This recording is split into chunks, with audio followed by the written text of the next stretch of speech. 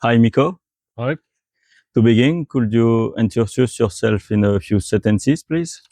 I'm Mikko Hakila. I'm the drummer of Moonshot, and Moonshot has been around for 6 years. I've been the drummer, a founding member, and before that, I used to play drums for 30 years or something. Also, so drummer.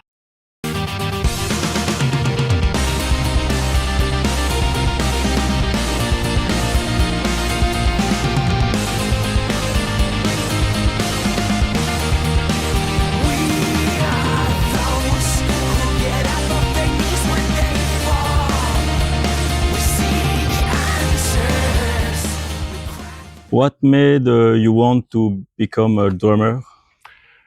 Well, ever since I was a kid, there was this one defining moment that I saw a drum kit in a music store window, and I said to my cousin that I want that, and he said, "Yeah, I want it too," and he was sort of sarcastic that you'll never get it or something. But in the end, I talked to it about to my father, and one morning before Christmas, he said that like, "Do you want to go pick up a drum set?"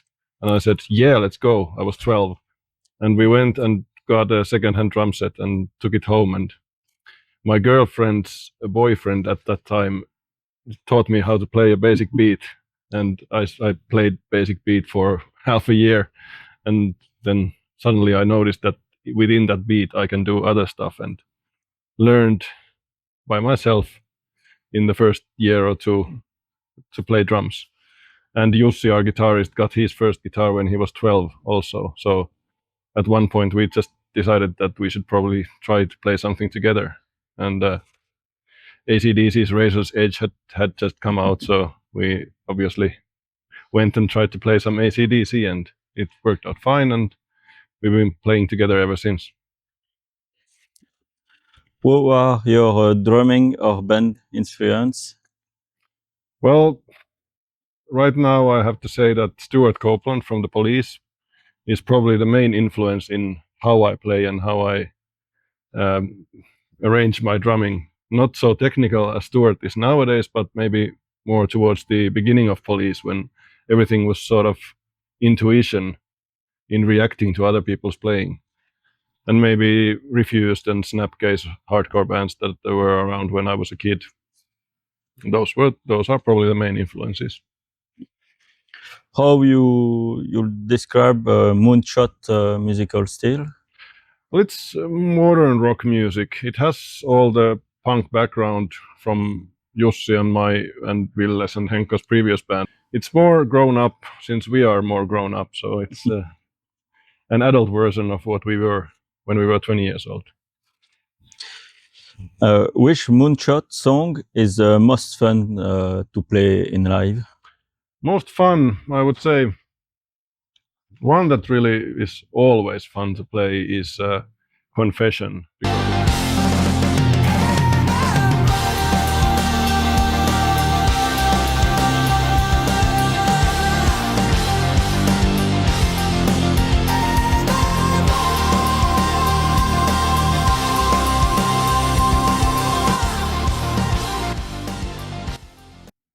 Quite slow, but still a bit technical. So it's nice to play it cleanly and with a high impact. It's not so fast and not so difficult, but playing it really tight and impactful. That's it always feels like every hit I play makes a difference. So that's probably the most fun to play. Okay.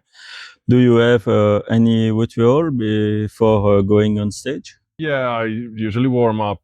My warm up is clapping my hands fast. That's it. But I do it for half an hour before the show every once in a while. It warms the whole upper body up. Okay. It's really good. That's pretty much it. Everyone does their own warm up, so it's half an hour of warm up chaos in the backstage. Okay. What advice would you give to a younger drummer you want to go? Well, maybe just play and enjoy what you hear. Try to listen to what you are playing, not maybe copy others or try to practice difficult stuff to begin with. Just try to play the basics and know how every hit sounds, and if you change something, how does it affect the drum sound, snare sound, for instance. What the hit was like, and try to repeat the same hit a million times, not play every time a different sound. Just try to keep it consistent and play the simple stuff really well, and only then progress to the difficult stuff. If you try to rehearse difficult stuff, you might make it, but then in the end, you might be a bit shaky when it comes to playing full show. What was it like opening for Lord of the Lost? It was okay. It was fun seeing their whole production. It was really professional. I talked to the drummer about his gear, and he said that like they built it from parts of Gibraltar hardware, and I admired that. And it was really fun. It was a good big show, and obviously they're professionals. It was nice to see them perform, and great night altogether. Did touring with Lord of the Lost help you reach a wider audience? Well, they asked us to open for them in the US, but that was too costly for us. So obviously it helped us. It opened up one door. Unfortunately, we couldn't cross that door, so that didn't work out. But every big opener show obviously helps. And to finish, do you have a musical guilty pleasure? Not really sure. Right now that I have kids, there's a lot of children's tunes that get stuck to my head, and I walk around humming those kids' tunes. It's always weird because there's so much similarity to pop music or rock music in those tunes. Sometimes it's like, yeah, we could rip that children's tune off and make it into a rock song or whatever. Jussi has done it, I know, taken melodies from kids' tunes and slightly changed them into our rock songs. So probably right now it's the kids' music, Schlager, kids Schlager, yeah. Okay. Say like stuff like that. Thank you, Mikko. Thank you very much.